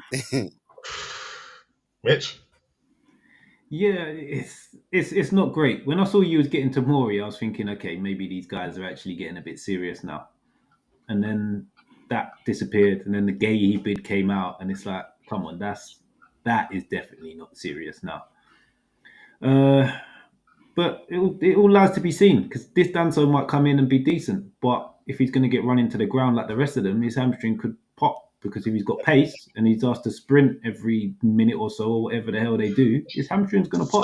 So the only players that haven't had popped hamstrings are the players that have got no pace. So apparently his turn of pace is not very good, so getting it off, but once he gets into a stride, he's meant to be really quick. So it's going to be really interesting in that aspect for him. But what was I going to say about Dan? I've completely forgot now. My mind's gone blank. Stocky, do you want to have your say on it? Because West Ham and us are completely on different levels at the moment, aren't they? Oh yeah, well yeah, we ain't got as many injuries, which is impressive. I agree with Rambo. I think it's a bit of both. You're very unlucky in that basically 2 of your centre halves have just been ruled out, if not for the season, a large part of the end of this season. But also, as Sink says, if you know you've got injuries, why are you not getting first, second, third choices to go? And it can't be a money thing, because I don't know if you showed us this or if I saw it on the telly in the week, but the whole revenue to wages thing, you've got money to spend. So even if you just get into it was you, yeah. It was on TV as well, but it was me first, yeah? Exclusive. Yeah, it wasn't it exclusive and excellently presented, Marlon. Yeah, there's money to spend. There's money to spend, even if you just get someone in for a loan, just to see you through. Just breaking. It's 1 minute to go. Deadline day is nearly over. Yeah. Nearly over. What is this deadline day everybody's talking about? Because I don't think I've ever been involved in this stuff. I go to sleep at like 9 o'clock and don't. Do you know what? Do you know what? I'm glad you're here, because I did want to talk about Newcastle. Is everybody surprised that the only piece of business that Newcastle have done is get rid of Lloyd Kelly, and he bloody went to Juventus? It was Lloyd Kelly that went today, innit? And Almiron. We've got rid of Almiron, yeah, and Miggy Almiron. Are we surprised that Newcastle? So that paper thin squad that we've had for 2.5 years is now even thinner. Now that's piss poor planning. Bring back Ashley. No, don't do that. Do you know there's like a 20 million obligation on Lloyd Kelly as well for someone you picked up on a free? So although that's good. That's a decent bit of business to pick him up on a free and flip him around in 1. It's finished. Months. The window is now shut. Thank goodness for that. It's slammed shut, isn't it? It never just closes gently. Slam Yeah, shut. but we ain't got no windows, so don't worry about us. Go with. No, but in all seriousness, go on, Mitch. Newcastle. What happened Yeah, this window? I don't know. They've either got something massive up their sleeve, or these guys are actually not as serious as Sorry. we thought It's they breaking news. It's breaking news. Nico Gonzalez has officially signed for Manchester City for 50 million from FC Porto. Breaking news. They just literally signed, got that one over the dotted line. Sorry, Mitch, carry on. It's either we're really hamstrung by PSR, or they've got something massive up their sleeve for the summer, or they're just not as serious as we thought they were going to be. Because we needed. Do you think it has anything signings, to do with Staveley centre leaving? back. Huh? Do you think it has anything to do with Staveley leaving, that their directions now completely changed, and there was probably a bit of an argument between them, and that's why they're not really sure where they're going? Because Darren Hills used to be at Spurs. Darren Hills and Paul Mitchell, but Darren Hills has got a really serious illness, so he's no longer in his role at the club because he has to go under and have all his treatment and stuff. So okay. He's taken a back seat as well. It probably is a combination of those things. Well, Mitch, would you take Dan Ashworth back? No, because he's a knobhead. Has he burned his bridges, has he? Yeah, mate, yeah. He went to Manchester United, mate. Newcastle, Man United. Yeah, no. Maybe we can have him. After what he did, the way he went about things, to go on gardening leave and all of that, just because he wanted to go to Man United, to get sacked after 5 months. Let him sit in his garden. I don't care. I do. I guess the other guy, Marlon, you might know this, but I'm guessing the other guys don't. That Spurs did announce at midday their biggest signing of the day. What do you mean biggest signing? It was so huge. It was massive. So no other club can sing it. This is why we as Spurs fans just get so annoyed at our club, right? Because their failure to understand or give the slightest crap about the football side of the business and what we are thinking. We're in probably the most anti-ENIC period I've known. There's a huge protest plan for the United game. Can't wait for it. I'll be there. And then on the transfer deadline day, when we're left so short because of all our players are injured, at midday, what do Tottenham announce on their official Twitter? Hold on, before you announce it. Guess, boys. Guess what they... Sponsorship deal. No. Mitch, have a guess? New hot dog on the concourse or something like that. Close enough. Is it something to do with Super Bowl or something? Ooh, close. That one's probably even closer. Go on, Chris, tell him. Beyonce. Beyonce signed the Spurs. He's going to be playing, as long as her hamstrings hold out anyway, she'll be playing. Can she play centre off? What's she like in You know what though? Are you guys actually showing the Super Bowl at your stadium? Oh, who knows? I don't know. It'll be eventually. I think we should go down if they are. I think that'd be great. I'll give the smallest amount of credit I can possibly give. Someone at Tottenham must have gone over to the social media team and gone, "What the hell are you doing?" Because no. I think what happened was because a lot of the Spurs channels were live, and saw the reaction from everybody, and both channels. Last Word on Spurs on, and we are Tottenham TV on at the same time. And you're talking over 5,000 people watching both channels. I don't know how much was watching on X, and literally everyone just went nuts. That's the reaction. Is come on, look at what you're doing. I mean, at least just announce it tomorrow. Like, I mean, what are they doing? See, Mitch, look, at least your owners ain't doing that. Well, it's another signing, to be fair. Yeah, mate. At the present moment, because we haven't announced anybody, it probably is. I'll take anyone. You've signed a player. You've signed a couple of players. We've signed nobody. Yeah, but we were desperate. Nobody, huh? We were desperate. Like at all the teams, we were absolutely desperate. Yeah, I mean, we're something now. One injury at either centre back, left back, or right wing, or either wing, away from just playing some random kid from the academy or someone out of position. It's not right. It's mental what we're doing at the minute. Mental. We were talking about Champions League charges. I think we've just fucked it with the window. I'm not gonna lie. Do you think you will go big in the summer, or do you think it's a case of? I know I asked this question a few weeks back, and you lot said you did say no. But is it a case of you might have to sell Isak to get and recoup it and put it in the other positions to make you stronger? I think the only reason we might have to sell Isak is if we're not showing him the ambition we need to show.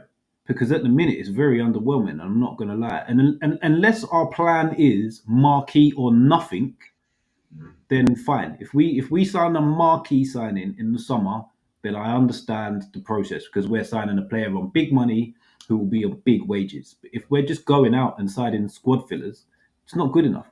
To do what we've done now, it has to be a massive signing in the summer that every fan is on board with, that instantly improves the ceiling of the team, not just bring the floor up with a few players. Surely Newcastle can cheat like City, though. No, I don't understand why they can't. We probably could, but remember, a load of these rules came in about 4 minutes after the takeover happened, so they'd find a way to get it done on us.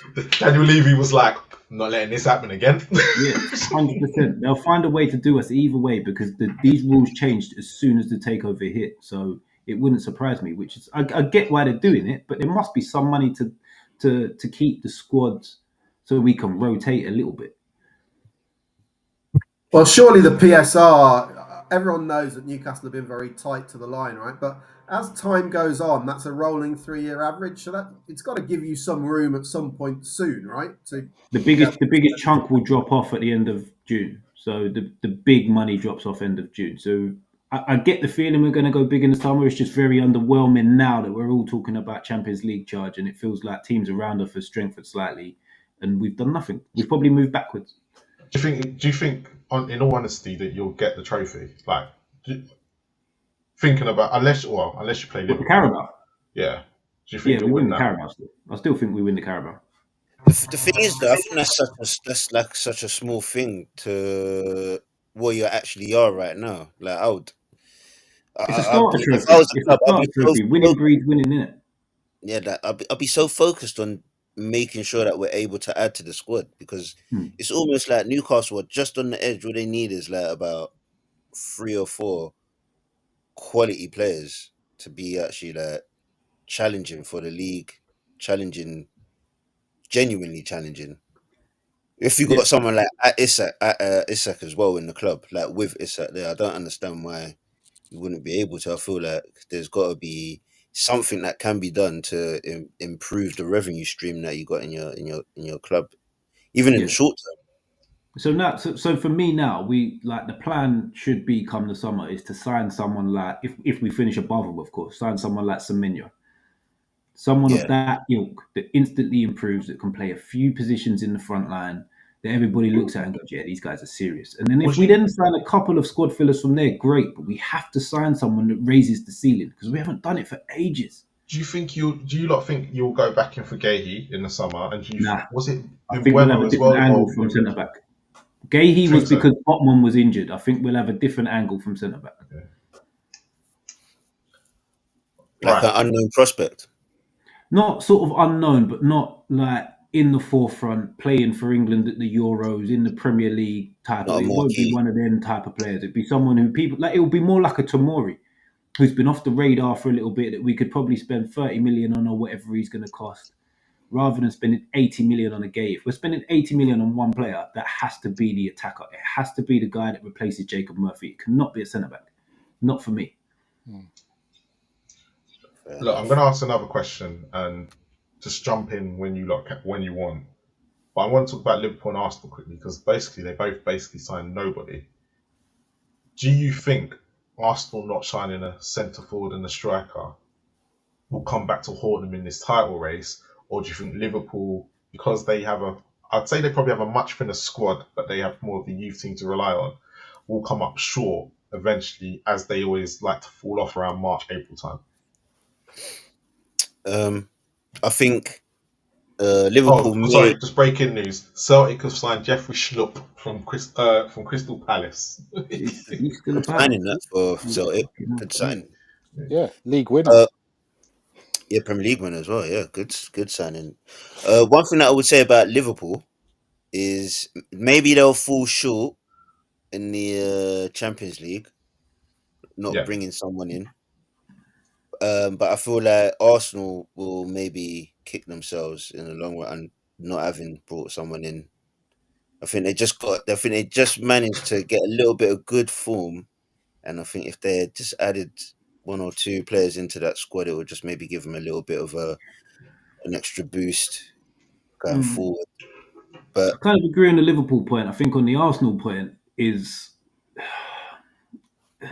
they're sort of stuck in the position of, do we sign someone for the sake of signing someone, or do we wait till the summer and get the main target? Because you don't want to spend and then spend again. Spend well once, not badly twice. Because Ollie Watkins was stupid. We all know that was to appease the fans. Saying, "Oh look, we tried," but he's 29. They did it before a Champions League game. It was kind I of. don't think Watkins was the guy. I don't even think Watkins would have been the guy that fit their system. They've just got to get the right guy that fits the system. I get it. They still want to try and win the league this season, but it's done for me. The league's done, so they've got to wait for the summer and sign the right player that fits in that team, rather than just signing someone so the fans go, "Yeah, great, we spent £70 million." Then there's nothing left in the summer to buy the guy they want. Is it Sesko? I think they're trying to get Sesko in there. But if they want Sesko, that's big money. If they want Isak, that's even bigger money. So don't waste money now if you want one of these two guys. Go and spend big on them in the summer. The only thing I'll add in from what Mitch is saying in terms of getting someone big now, or say in the summer, the thing is, why not just do it now? If you can get that target now, get them in now. If you can get that big target, you're supposed to be Arsenal, you're a big team, and also on top of that as well, the last 2 seasons they've been second and run close to coming up, and this season obviously sorry, stop. Oh yeah, the girl who rejected us in the nightclub has come back for the dance, but she's only going to stay with us for 6 months. Tel has signed for Spurs. We have signed somebody. Come on, you Spurs. Oh, you've actually signed him now? We've actually signed him now on loan. Let me know when you wake up in the morning if it's decent or not. Bro, Can I just say as well? Go on, Chris. I just been chuckling at the comments, and Sarah Taylor, very funny, but you are 100% a troll, and I'm not rising to it. But yeah. I'll leave you to your Angela, Sarah. Hold on, Chris, for holding that. No, Chris. I'm gonna throw in some Angela, right? So, boys, on Friday we were linked with Tel, and it wasn't looking good. So, the Lord Levy flew over. Apparently, this is all rumours. Flew over on Friday to be told no. He went, "No, I'm not joining." That's it. After the conversation, he said, "I'm not joining." Apparently, Ange got on the phone this morning because he said he wanted to speak to the manager, and apparently that's the reason why he's coming. I think that's the reason why he's coming to Spurs, because Ange apparently convinced him. Hey, mate, and Ange also told him he didn't have to join permanently as well. Yeah. I just need you. 6 months. No, you've got an option. We've got an option. Yeah, we got an obligation to buy now. Oh, option or obligation? Yeah. Option. We have an option. Yeah. Cool. But obviously, the player has to agree to come. Apparently, them things are called wet loans these days. I heard someone say it the other day. I was mad confused. I had to Google what a wet loan was. What the hell is a wet loan, bro? If it's got an option or an obligation, it's a wet loan. Okay. Picking a bird up in a cup for a wet loan, yeah? It's not sounding good. Sticky one still.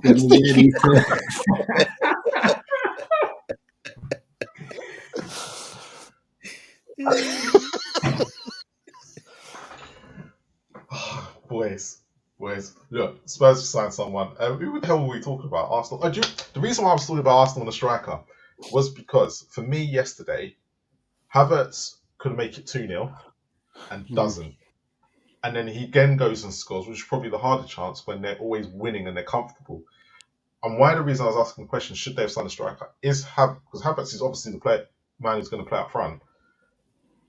He does this a lot where in certain situations for Arsenal this season, he misses. You saw it in the Man United game in the FA Cup. He does this. So for me, and this is where I kind of agree with Sink, they kind of should have got someone in now and then looked if they wanted to look in the summer, because you don't need just one striker; they need two. They need another backup option. Especially losing Jesus. Oh yeah, I forgot even about that. So why have Arsenal just stood and done nothing in this window? When we look at Manchester City for the last 4 years, it's because Haaland's been there.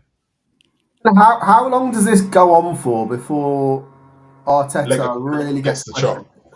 Yeah. Well, look, the only person that's really questioning him, the fan base are in this 50-50 mode, innit? They're probably where we are under ENIC, but they have a different with Arteta, where they're looking at going.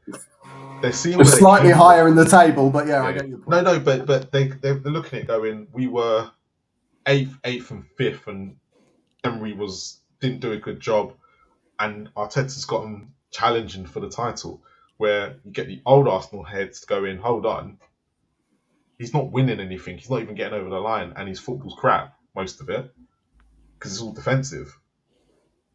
So I don't know when the breaking point is going to be for them. Well, the breaking point should be come the end of the season, when they realise they've just been punched up by a guy that's just come into the league. Yeah, that'll be the breaking point. So that's why Arsenal, they either need to win the Champions League or the Premier League.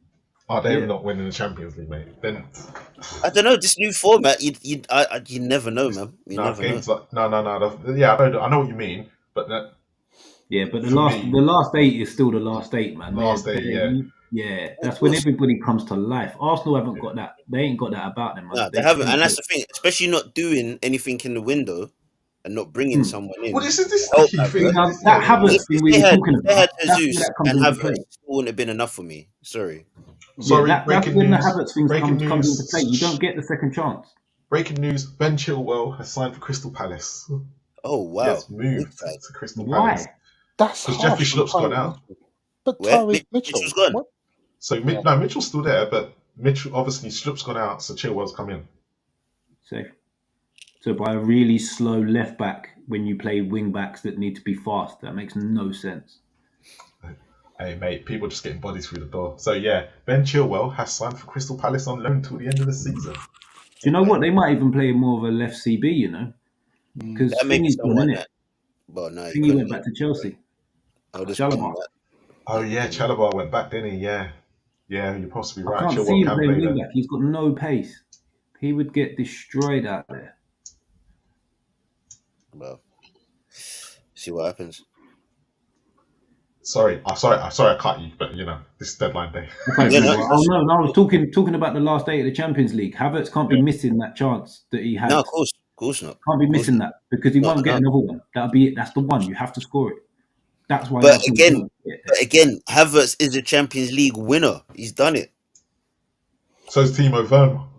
Jimmy Traore or someone like that. Come on, man. Yeah, but that's the thing. Werner might actually help you lot win the Europa. Do you know what? Someone said this today. Could you imagine? No. Could you imagine Carabao Cup final? Say we do get past Liverpool. You know, it'd be fucking Werner scoring the winner, right? Yeah, of course. Or getting the assist anyway. Doing something. No, mate, that's double the reason to celebrate if that happens. Mate. Werner doesn't play for Newcastle. He's scoring no winner in the Carabao Cup final. Sorry. Yeah, we'll clip this. We'll clip this in March. Or is it? No, it's March, isn't it? The final. Yeah, I don't think you need to worry about it, because you'll be out on Thursday. It's okay. Don't worry. I don't think Werner plays. You're going out Wednesday. Say that again.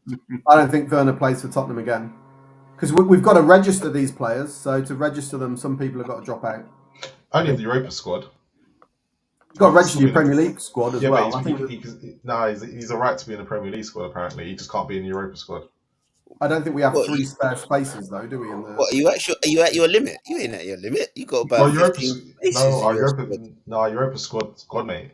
So the 3 players that are probably, I don't know who they're going to bring in, but Kingsley has to go in, I don't think he will. Which Fraser Forster has to come out. Spence still can't go in. Spence can't go in. Reguilon still can't go in.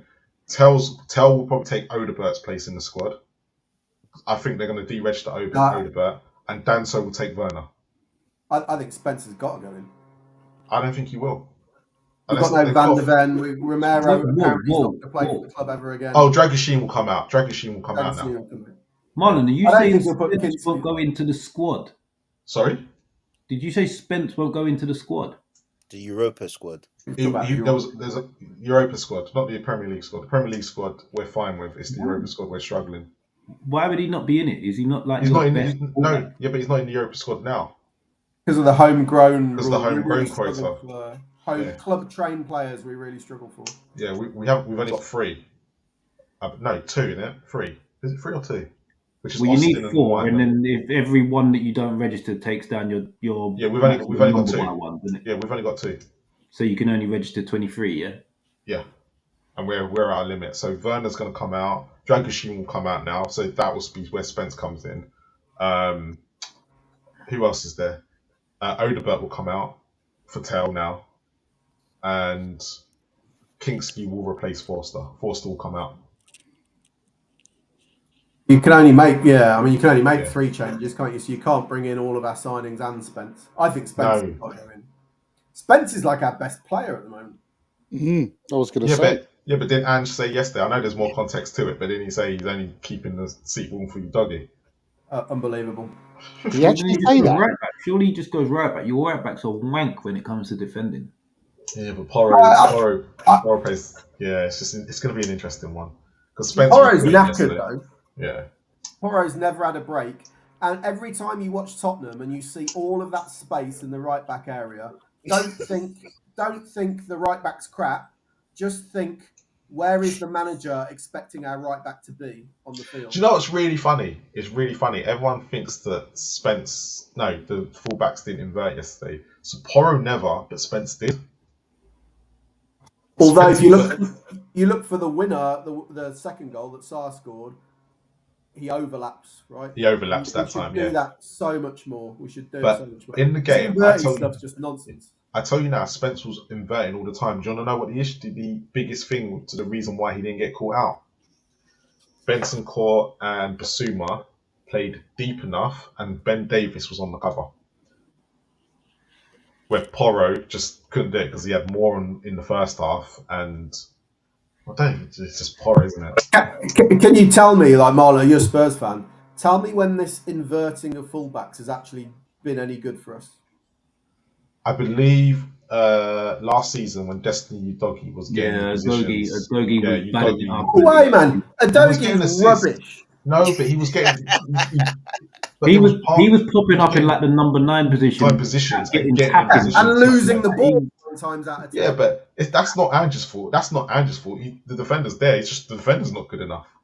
Hold on a minute. If you've got a left back who can't play in an attacking position because he's rubbish, don't ask him to go in an attacking position. It's not rocket science. Let me just add something to that, Chris. If you are a fullback, you are rubbish in attacking areas. That's why you're a fullback. So don't ask them to go in the attacking areas, or they wouldn't be fullbacks. They'd be winners. To be fair, Trent Alexander-Arnold's probably the opposite of that. Yeah, but Trent's not really a fullback. But that's the level. The level of technical ability you need to be a fullback that inverts and adds value in the attacking third is the Trent level. If you're not at that level, it's a waste of time. And it is a waste of time. You watch all the play. I mean, they might do one thing a season, but the amount of times Udogie gets the ball and it just breaks down because he's in a position and he's in the way half the time. So the biggest issue with inverting your fullbacks, and especially with Ange's system, is that he always leaves 2 defenders back, which leaves everything exposed. Now, it's simple. You just add what Manchester City do in the sense of you've got a Rodri there or a Caicedo, someone who can do 2 men's job, but we weren't doing that, and that's where the biggest issue was because Benson and Basuma are not good enough. I agree. Fullbacks receiving the ball with their back to play is one of the worst things that's ever come into football because they do not know how to do it well. That is Marlon's right. That's the defensive issue with it. But it's not bringing us any value in the attacking third to carry on persisting with it. It's meant but that's not necessarily true because we've scored so many goals this season. And not from them. It doesn't. Yeah, but it must be working in the sense if we're because let's be honest, Brennan Johnson and Timo Werner and Son have been bloody awful this year, and so Solanke, he hasn't scored many goals. So actually, what they're doing, as if we're inverting in there, which is opening up space for Kulusevski, Madison when he does play, and things like that. we're scoring goals from it. Like I disagree. I know, I think that they get in the way of Maddison. Yeah, but to use your argument, no, it doesn't work. But your argument doesn't stack up because you're saying it must work because we score loads. But you can say the same for Werner must work because he's on the pitch because we score loads of goals. But it does work for him. It does work for him because you go and watch the assists he's got this year for Brennan Johnson. It's because the wingers will get down the touchline and will drill it across. And the problem with Werner is he'll get in that position and miss. But actually, when you look at what else he brings to the team, I know he's crap. That's the reason why we have a go at him, because he misses too many one-on-ones. Hold on. So, Destiny Udogie this season, 18 matches, 0 goals, 1 assist. That's how good he is at helping out in the attacking third. Yeah, but you're not looking at how many chances then has he created? And Brennan Johnson and Timo Werner have both been on the end of them, and Sonny. Well, I would say not many. This is the issue. But this is the issue. Our front three, but our front three is so bad. Our front three is so bad that you're relying on people like Brennan Johnson, Timo Werner to go. Easy way to solve this. We've got 3 non-Spurs fans. Did either of you guys? We were just about to leave, to be honest. I thought you two needed some alone time. But either of you guys want to take Porro or Udogie and have them playing in the attacking third for your team? No. I don't like inverted fullbacks anyway, especially at the same time. It's such a poor system, mate. It's ridiculous. Combined with what Marlon was saying about the lack of defensive cover, when we lose it, which Udogie does all the time. It breaks down all the time with Udogie. Is so bad. It takes a special kind of breed of fullback to be able to invert, there's only one that could do it in the Premier League, and that was Cancelo. No one else really did it as good as him, and he did it. You've got to create space for them because they're not used to receiving the ball with their back to play, and that's where it breaks down because the ball comes into them and it's pointless because they don't know how to hold players off and stuff like that. It's just not something they've never done as football players. We signed Udogie and Porro because of what they did for their teams, which was bomb on as wing backs out wide and get the ball in. And we sign them and go, yeah, it's great that you do that. Then you go in the middle of the field where it's all congested and you don't cross the ball. Right. But I tell you who has done it well for Spurs this season, and the reason why he's getting a lot of plaudits is Jed Spence. I agree. Like Jed Spence again, he overlaps. So it can work because Jed Spence has proved it can work. But it's not Jed Spence. Look, at the end of the day, this is where I will sit there and go, Ange, why the hell are you playing Porro or Thingy there? And this is the reason why we all asked for Jed Spence to come in. Because in the friendlies, you saw it, and he does it very well. I think Spence is a better player than Udogie, personally. But when you think about the moments, to me, I think about what Porro's done well this season. Like, he crossed the ball for Solanke to score the other week, but he crossed it from out wide. Every time I see them go inverted into that inner channel, I see them do nothing. I just see the attacks break down. And I see Maddison, if he's playing, going, what the hell is going on? Okay, but the reason what you're all saying that, all right, the inverted stuff doesn't work. But if you look at the teams that do it, you're looking at Liverpool, Arsenal do it, and City.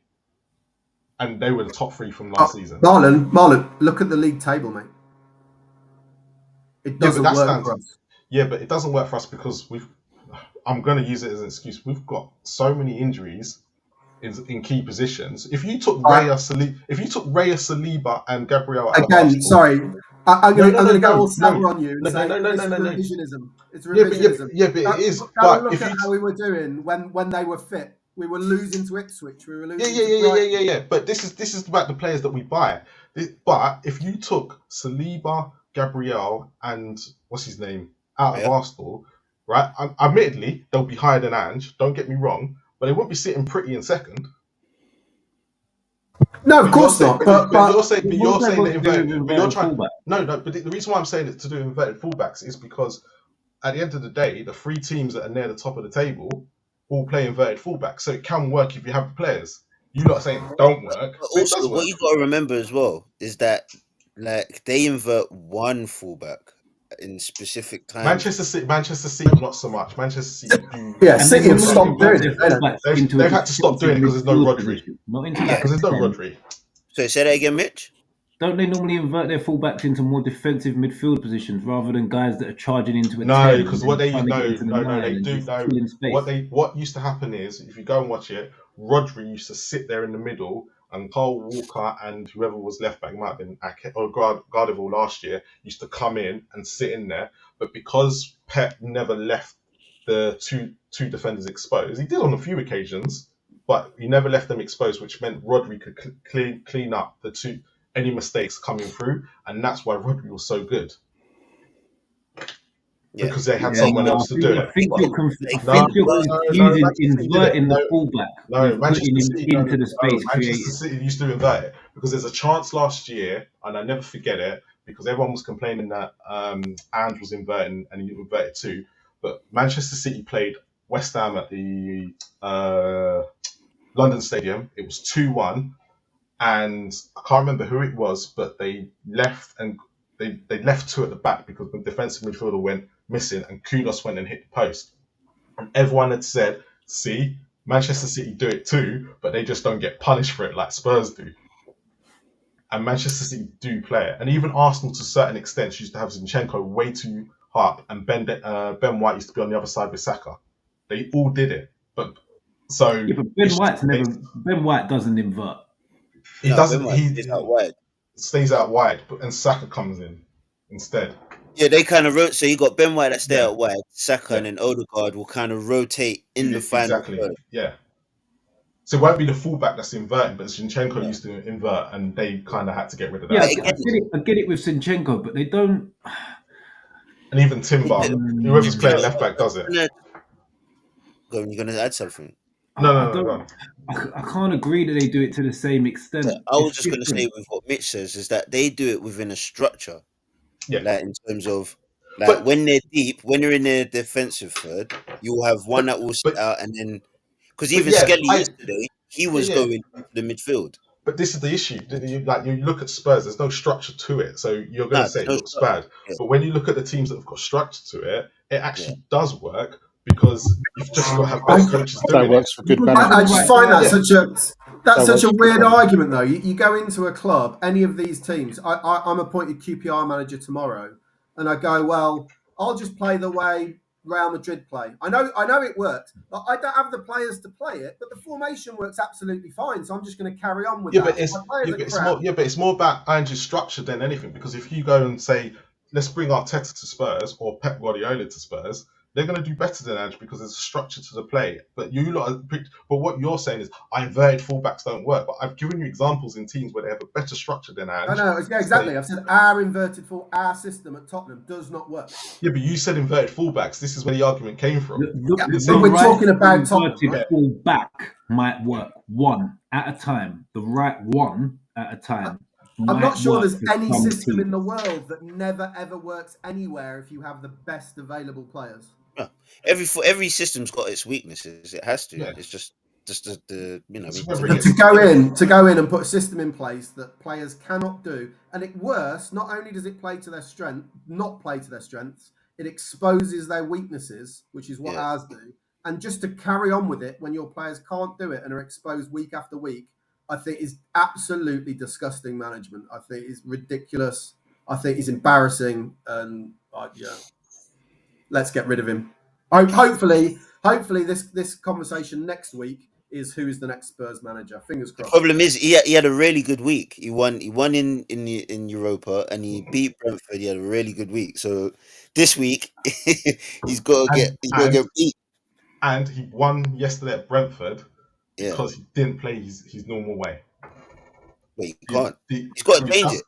He's got to change his cooking. That everybody wanted was Marlon, can I just pull up this last comment that's in the players have been playing the system for 18 months. Some might not cut it, some might. You can't abandon it just because you don't have the players.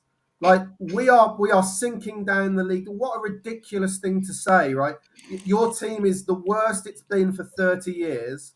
You know, you're going the wrong way clearly, and you're going to go, we can't abandon it. No, you can abandon it. Play to your strengths. Football is a results game. Don't keep doing something that just gives you loss after loss after loss. So what are Spurs' strengths, though? Well, it ain't this. I mean, I think if someone, I was having a chat with someone earlier when we were saying how we've got a really bad defence. I said, I'm not sure we do. And if you had a manager that came in and played them in a proper structure and put them, Udogie, we know Udogie and Porro are wing backs, right? They were good at their previous clubs playing wing backs. We know that, you know, high line doesn't really suit someone like, particularly like Romero or that. So why are we constantly asking players to do things that aren't their strength? Like Romero was making mistakes before Ange. Oh, no, 100%. Does Romero play better in a system that is more around an actual structure? Well, he does, doesn't he? Because he does it for Argentina. So So he plays we better know that in he's a shirt better than he player. does in a white one. Yeah, but he's been worse under Ange than probably any other manager we've had. I don't know. I think that's unfair. I don't think he has been that bad under Ange. I think Porro is a lot to blame to why, because it was individual mistakes where he was losing concentration. But I mean, I'm not a massive Romero fan. I think he goes wandering. By the way, he's gone way too much. Oh yeah, I heard today he's never going to play for Tottenham again. But... He's a madman. He's just as mad as Ange is. Doesn't know what he's doing half the time. At the end of the day, I think if we actually had a manager come in who could coach properly, Tottenham have got the basis of potentially quite a sound, solid defensive unit. Yeah, but if you come in and say, don't worry about defence, let's all just bomb forward, then you're going to look open. Okay, but I'm going to ask these question. Would Spurs bring in a manager that can coach properly? Depends how much he cost. Thank you. Whether he had to buy out his contract. Exactly. Like I get everyone's problem with Ange. I'm not sitting here saying I want Ange or not. But Spurs' next coach, if Graham Potter was still available, it would have been Graham Potter. I don't get why he didn't go for him before, but your loss is our profit, I think, on that. Bro, I didn't see anything tonight that I haven't seen from him with Brian. I don't like him. I don't get it. I don't get the Graham Potter vibe. I think he's doing a lot better. West Ham isn't really fair because like West Ham. No. I'm judging him for Chelsea and I'm judging him for Brighton. Yeah, but even judging him at Chelsea, like Chelsea was an absolute madhouse. Yeah, but Poch went in there and sorted out the madhouse.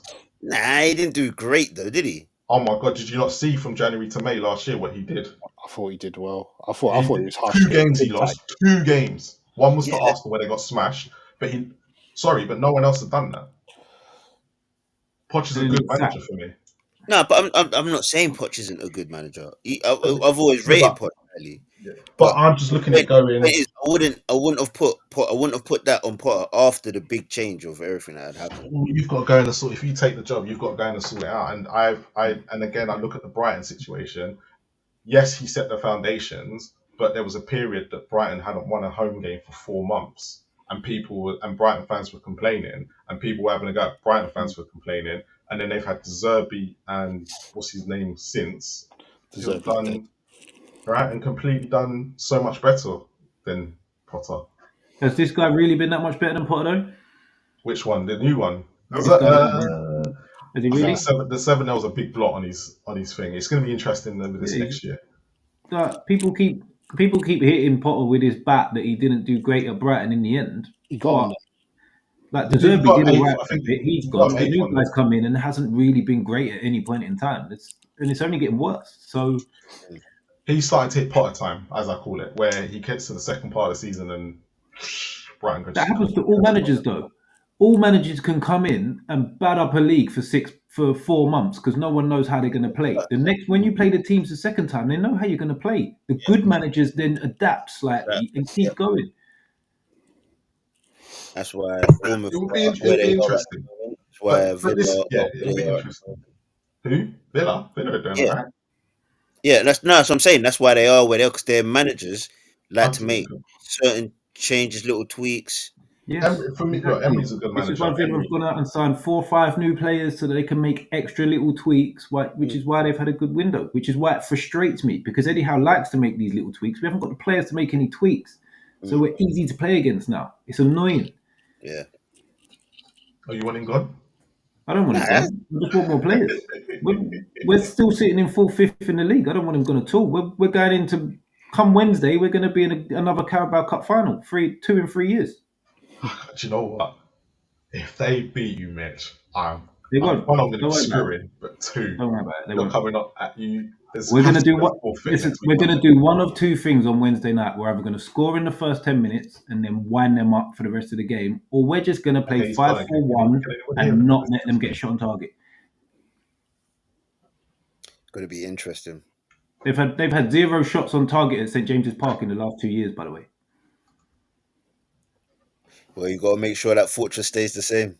Yeah, don't worry about that. I'm not worried about Arsenal whatsoever. They're not the games that we don't do well in. Boy. We beat the bottom half. We do okay against the better 7 or 8 teams in the league. It's that little middle bunch that we have wobbles against. I'm not worried at all for Wednesday. Arsenal, well. Planning a trip to Wembley, Mitch, are you? Oh yeah, 100%. We're gonna win the Leicester Square Cup all over again.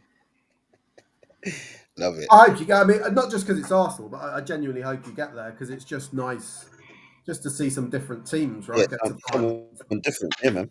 I think Newcastle deserve a little bit of silverware as well. It's been a long time coming. Genuinely, I'll say this now: we will not celebrate beating them on Wednesday the way they celebrate beating Man City. Newcastle Tottenham. I mean, I'm a Spurs fan, so I'm a bit bad, but Newcastle Tottenham would be a better final just for football than seeing Liverpool v Arsenal yet again, right? I mean, yeah, of course, 100%. Boys, transfer window done. Are we done? I think we're done. I think I've been done in the chat. They're deliberately winding me up.